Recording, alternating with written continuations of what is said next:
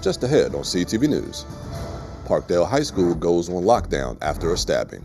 And President Donald Trump says the American economy is in a great place, but not everyone agrees. I'm Jonathan Hunter. I have more on his address to the nation from last night coming up. Plus, winter is knocking early and the county is answering the door. I'm Noah James, and just ahead, a crash course on winter weather preparedness.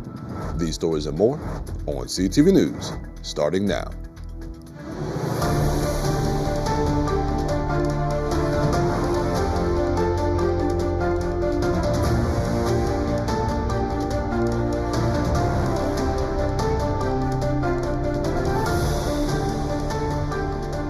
Good evening, this is CTV News for Thursday, December 18th. I'm Kayla Newton.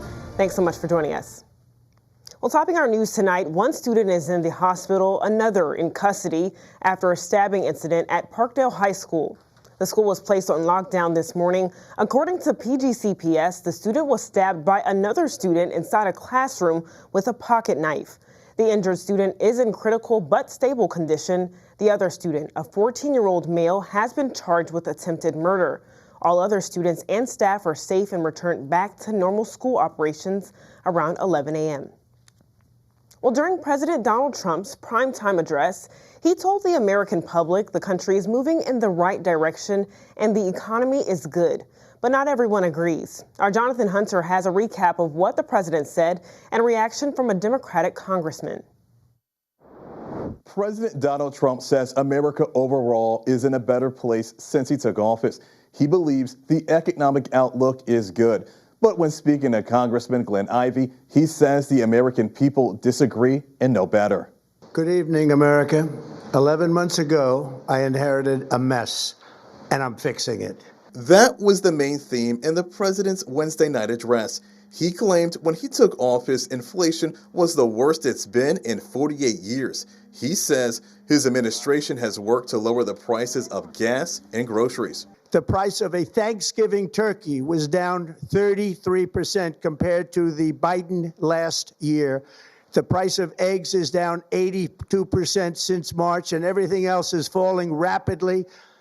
And it's not done yet. Congressman Ivey says Americans who go to the grocery store know the truth. They know what they're paying when they go to the store. They're paying attention to what it is for milk or eggs or whatever. And so him telling them that grocery prices are going down he's not fooling anybody. According to the Consumer Price Index, grocery prices rose by 0.6% from July to August and are higher than they were a year ago. The president also claimed wages are going up and more people have jobs. Wages are going up much faster than inflation. How big is that? Very importantly, there are more people working today than at any time in American history, and 100% of all jobs created since I took office have been in the private sector. But according to the Labor Department, the unemployment rate is 4.6%, which is the highest it's been since 2021. And when it comes to wage increases, Congressman Ivey says it's crucial to put things into context. What they don't talk about is like whose wages are going up, because there's a lot of people out there whose wages are not going up. In fact, you got folks that are some instances working 2 or 3 jobs that are really struggling. And then there's a whole group of people, especially younger people, they don't have wages at all because they can't find work. And the congressman was upset the president didn't talk much about health care because the Affordable Care Act tax credits are set to expire at the end of this month, meaning many people may see a rise in their premiums. He's trying to be the artful dodger, but at the end of the day, the American people know what's going on with prices. When they get those notices, and they already have, telling them their premiums are going to double or triple. While the president has vowed to take on the insurance companies that are getting rich, he says the new health care plan will be more affordable. The money should go to the people, that's you, so they can buy their own health insurance, which will give far better benefits at much lower cost. President Trump announced he wanted to do something to say thanks to the military. He plans to send the troops a bonus check for $1,776. That number represents the year the Declaration of Independence was signed. I'm Jonathan Hunter reporting for CTV News. All right, Jonathan, thank you so much for that report. And we have more reaction from residents in New Carrollton about how they feel after the president gave his address about the current status of the economy. Here's what some people had to say. Speaking it is one thing. Make something happen. I mean, considering how long he's been in office, we've heard this, we hear that. And some things have not taken place yet, you know. So really, it's, I believe it when I see it. I notice just everyday things are just much more expensive, like not just what you buy at the grocery store, but the cost of insurance, not only health insurance, homeowners insurance, everything goes up. And it seems to go up more than it used to. And joining us now to take a closer look at the economy's current status and an even closer look at the Trump-era economy is Mr. Patrick Hickey, political science professor at Prince George's Community College. Mr. Hickey, thanks so much for joining us. Thanks for having me. So let's start off with first, what was your reaction to the president's address last night? Well, it was a sort of unusual address. I was surprised when I looked and he was not in the Oval Office when the camera came on him, because usually these addresses are sort of from the Oval Office to give them some extra seriousness. And also they're usually announcing something major. You know, they'd usually be announcing a check to everyone for tariff refunds, or I was sort of concerned it'd be a military operation in Venezuela. So having a primetime address for this sort of partisan political speech is pretty unusual. Yeah. And what are your thoughts on his actual delivery? Do you actually think that it worked for the American people?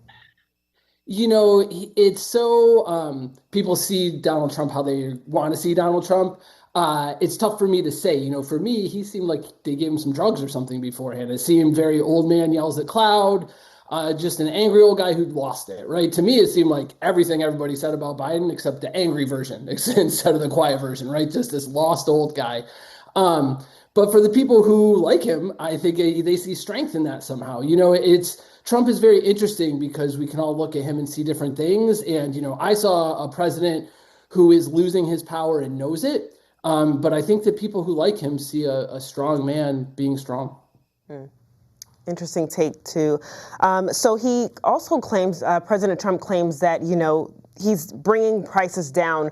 But can you kind of talk to us about what the economy currently looks like in comparison to the Biden era economy? Yeah, I mean, I've been Christmas shopping to cook some food. I don't think anybody who's been out shopping thinks the prices are down. And this is the same problem the Biden administration had, you know, running for re-election. You know, the economic numbers were decent the last 2 years of the Biden presidency, but none of us felt like they were, right? Our reality was very different than the numbers the government was showing us, and they're accurate numbers. But the Congressman Ivey made a very good point. You know, if we just are averaging all the salaries together, you know, whose salaries are really going up? You know, if Elon Musk's salary goes up a lot and ours go up a little, well, it looks like all of ours went up a lot, and they didn't. So I just think the reality and what he's saying and the reality of what people are feeling are two very different things at the moment. Yeah, and going back to that kind of, you know, hearing from our reporter, going back to, so talk to me a little bit about, earlier in the show, we talked about Congressman Glenn Ivey referring to President Trump as being the artful dodger. Do you think that that's something that he did last night, especially regarding the healthcare crisis?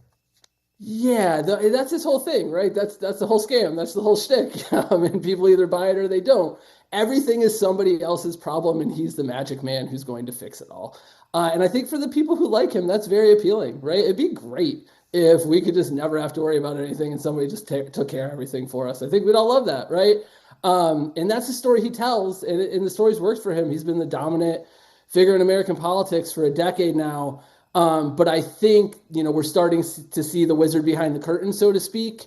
And I think he's, you know, one thing that's very telling is his approval on the economy is lower than his overall approval. And that had never been the case before. Before, there had been people who didn't like Donald Trump, but thought he did a decent job on the economy, right? So they might give him more of a pass.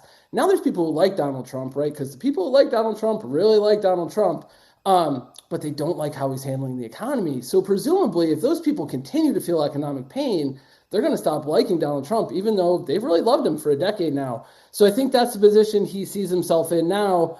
He's had more than 9 lives as an American political figure at the moment. So we'll see if he's able to turn this one around like he's turned a lot around in the past. And lastly, can you recall any other president, during your time in your tenure that has pushed bounds of the Constitution like President Trump has? That's a great question. I would say that every president pushes the bounds of the Constitution, and that's what we should expect from presidents, right? And it's on us and it's on our elected officials to push back. I think what's really changed is he, through a decade's worth of work and effort, has really abolished a lot of those, or gotten rid of a lot of those boundaries and made it so the Republican Party is the Donald Trump Party, not the Republican Party. So you're going to support him taking power from Congress if you're a Republican congressperson, regardless, because you have to, or else you don't have a job anymore. And I think that that's something that's different. I think that the other branches, the Congress and the courts, usually push back more than they have at the moment to President Trump. I think that may change as we see his political stature weaken over the next few years. All right, Mr. Hickey, thank you so much for your take on this. Appreciate it. Thanks for having me. All right, in other news, 4 Republicans are breaking with party leadership to join Democrats in a last-ditch push to extend health care subsidies set to expire at the end of the year. Lawmakers have forced the issue closer to a House vote, but no date is set. And with Congress heading into recess, time is running out. Now, without action, millions could see their insurance premiums spike or lose coverage altogether. And the U.S. government has admitted it bears partial responsibility for the mid-air collision near Reagan National Airport that killed 67 people back in January. Federal court filings say an Army Black Hawk crew failed to maintain safe separation from a commercial jet, and an air traffic controller did not follow FAA procedures. The Justice Department's response allows victims' families to seek damages and comes as investigators continue to review the crash. Authorities say the accident occurred in busy airspace above the Potomac River, and safety practices are now under scrutiny. You're watching CTV News. I'm Michaela Newton. Still to come, another state lawmaker is being accused of simultaneously working for Prince George's County. After the break, find out who and if they plan to resign or fight the decision. We'll be right back.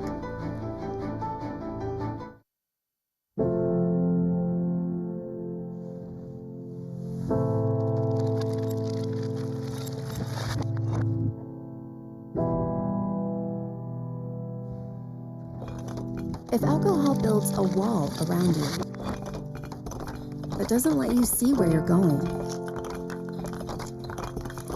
that keeps you feeling isolated and alone, that makes you feel hopeless,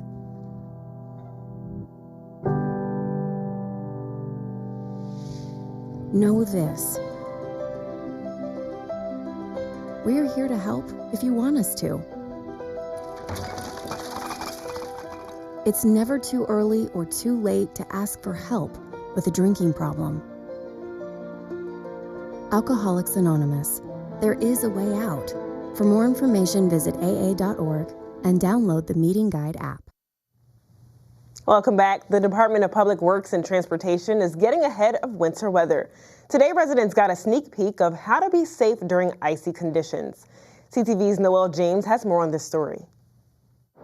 Before winter brings the chill, the Department of Public Works and Transportation is bringing the skills. With today's Snow Summit, community members and residents got to learn from professionals on how to stay ready so that they don't have to get ready.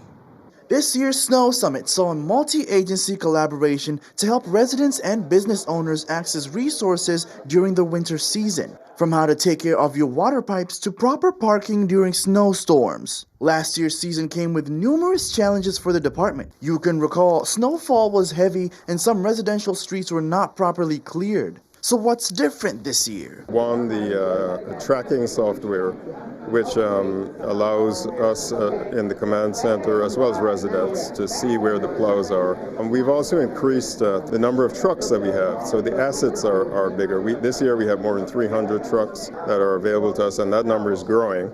And that makes a big difference in terms of having the heavy vehicles as well as the smaller ones that service the residential areas. So that's a big plus. Community members say staying safe this winter will take teamwork. Here's a great example. Clear the sidewalks and walkways adjacent to your property. This is, property owner's responsibility. I believe there's some initiatives coming out through the county that will help some of our senior residents get this accomplished. There are some cracks in our system with our senior citizens. They can't really get out and shovel snow. So we are going to try to implement a program for the students in the communities to identify the seniors and get credit hours to shovel their snow. So winter is coming, but so is the preparation. In Forestville, I'm Noel James for CTV News. All right, thanks, Noel. To learn more about the resources during today's summit, visit PrinceGeorge'sCountyMD.gov and select roads and transportation.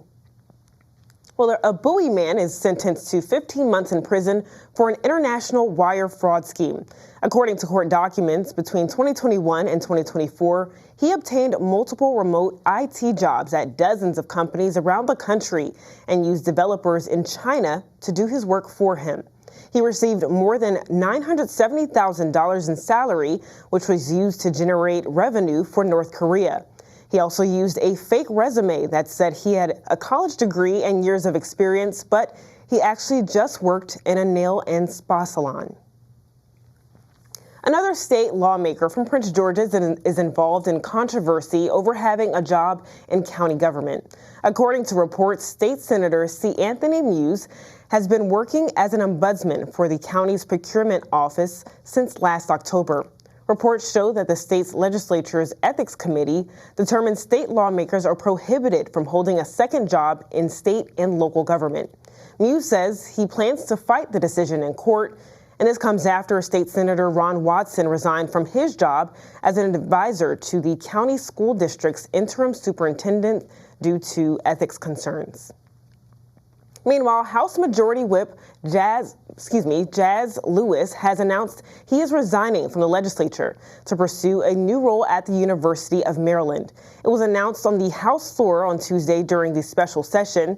The resignation goes into effect on January 5th, and he will be UMD's new Director of Government Relations. Lewis is a Democrat that represents Prince George's County, and he was elected House Majority Whip back in 2023 and was appointed in the House back in 2017. Well, an important budget reveal was presented Wednesday from Montgomery County Public Schools. Superintendent Dr. Thomas Taylor presented the district's fiscal year 2027 operating budget, outlining priorities like math and literacy support, staffing and class sizes, special education, school safety, and mental health. There are a lot of things that we value in Montgomery County and a lot of things that we value in MCPS, but I want to elevate one value in particular: excellence. We are a school system with incredibly high expectations. Our community has high expectations for our performance. We have high expectations for our performance. And so when we don't meet those expectations, it's really tough. And Dr. Taylor says community feedback has played a major role in shaping the proposal. Well, the new building for the Maryland Supreme Court will come with a hefty multi-million-dollar price tag. The Board of Public Works approves a $147 million contract for the new Maryland Courts of Appeals building. The contract will go to Coakley & Williams Construction, a Bethesda-based company, and the new state-of-the-art building will have several courtrooms, chambers for judges from Maryland Supreme Court and Appellate Court of Maryland, a Maryland Law History Museum, and spaces for judicial committees. The project is expected to take 3 years to complete. And still to come on CTV News, the Maryland Transportation Authority met today to discuss changes to the Bay Bridge. Find out what improvements they plan to make and what it'll cost the state after the break.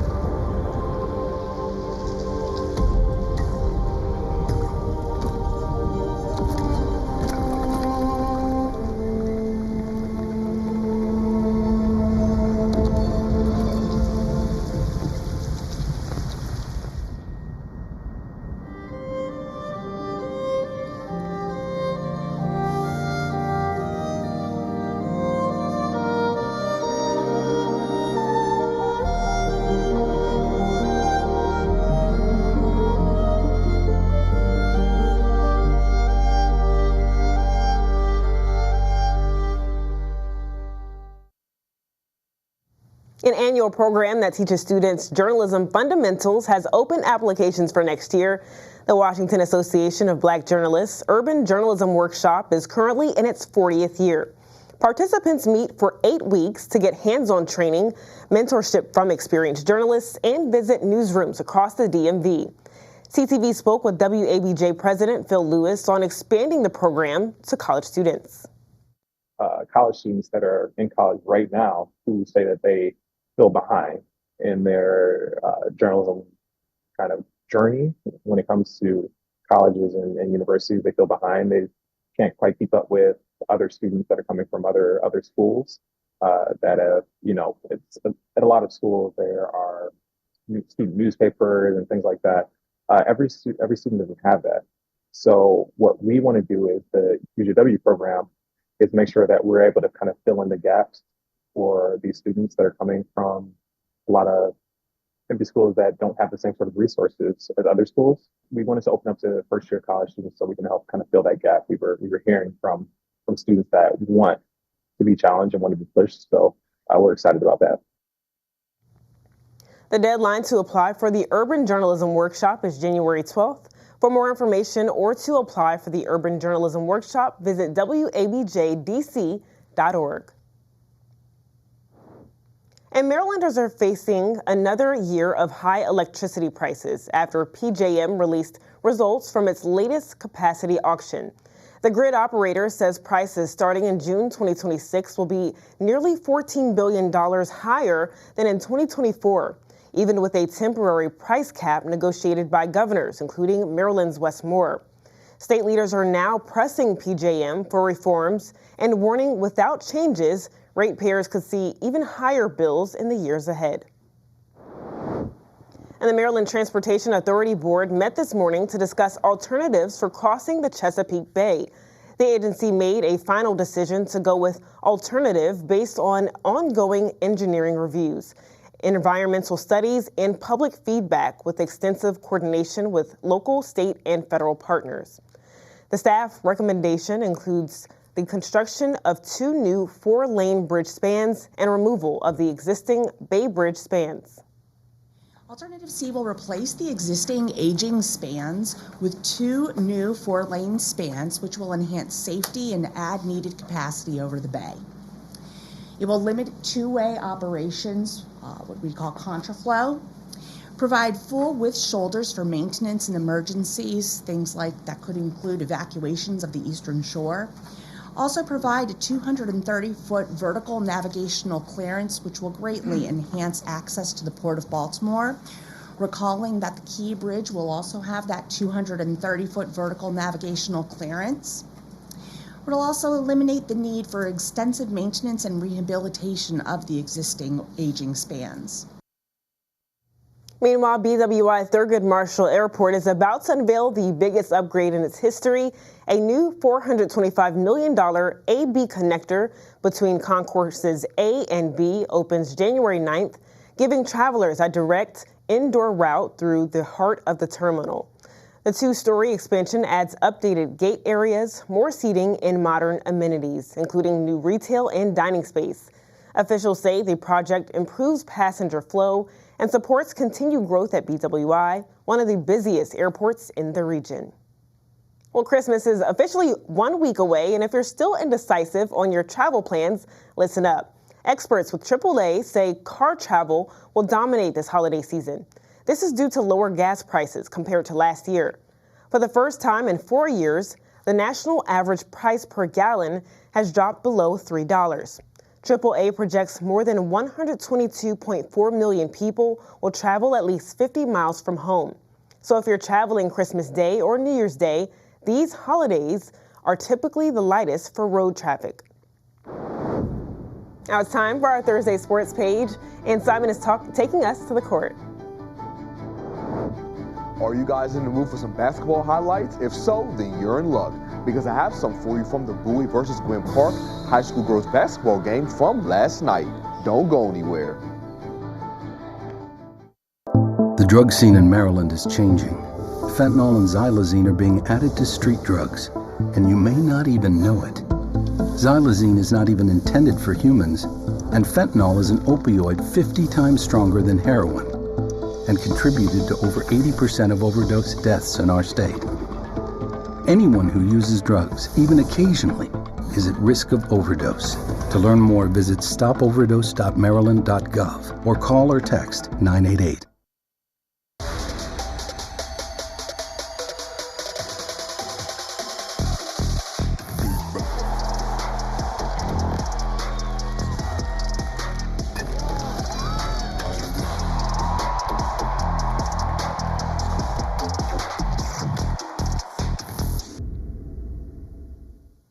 Okay, everybody, it's finally time for your Thursday sports page. Go ahead and grab a seat. And for our first story, the Lady Bulldogs of Bowie High School looked to grab a win versus Gwynn Park last night. Now Bowie's offense got off to a great start as a sweet dime from Amara Kittles to Autumn Welch for the and-one layup. Kittles making another play by picking her man's pocket and passing it up the court to Sanaa Blunt for the bucket, and Blunt lacing this three-pointer helped Bowie go on a 14-0 run to start the game. But later on in the quarter, Gwynn Park was finally able to score their first bucket of the night after combo guard Madison Jefferson banked in this and-one floater to make the score 18-2 in favor of Bowie. The Lady Bulldogs continued to run up the score and went into the second quarter with a 32-4 lead over the Lady Yellow Jackets. In the second quarter, Gwynn Park still had a tough time stopping Bowie's offense as the Lady Bulldogs rattled off 20 points within the first couple of minutes of the quarter. And combine that with the black and yellow having a tough time hitting their shots, they had a tough time mounting a comeback. Gwynn Park did hit some nice shots towards the end of the quarter, like Itaga Butambe establishing her presence down low and going up strong to finish inside, and Jefferson hitting these two heavily contested buckets to give her team a boost as they headed into halftime.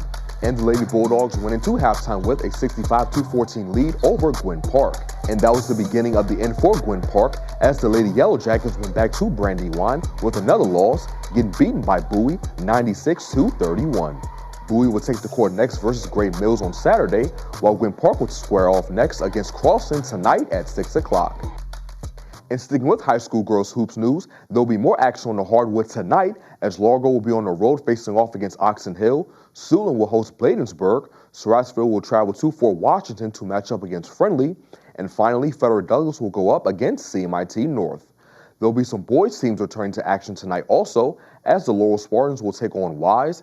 CMIT South will look to even up their record at 2-2 with a win versus Potomac. The defending state champs in Largo will continue their state title defense in their game against Oxon Hill. And lastly, Flowers will host Duval. Meanwhile, the Washington Nationals have made a front office change with the hiring of Anirudh Kalambi as the team's general manager. Kalambi has more than 10 years of front office experience, with his most recent role being an assistant GM with the Philadelphia Phillies, playing a key role in pro evaluation and decision-making.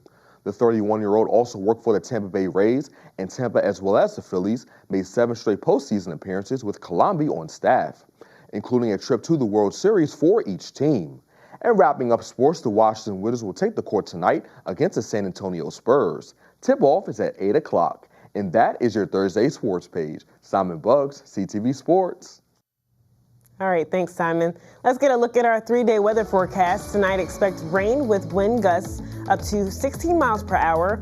Tomorrow, we have a 70% chance of rain in the morning, but it'll be mostly sunny with wind gusts up to 38 miles per hour. Saturday will be mostly sunny with a high of 45. Sunday will be mostly sunny with a high of 51 and a low of 25. And for our community calendar, this Friday and Saturday, Cirque Dreams Holidays will be at the National Harbor. This annual tradition wraps a Broadway-style production around inspiring contemporary circus acts as a cast of holiday characters come to life. This event takes place at 8 p.m. Friday with a Saturday showing at noon and 4 p.m. For tickets or more information, visit mgmnationalharbor.com. That wraps up CTV News for now. Thanks so much for joining us. We'll see you again tomorrow. Have a good night.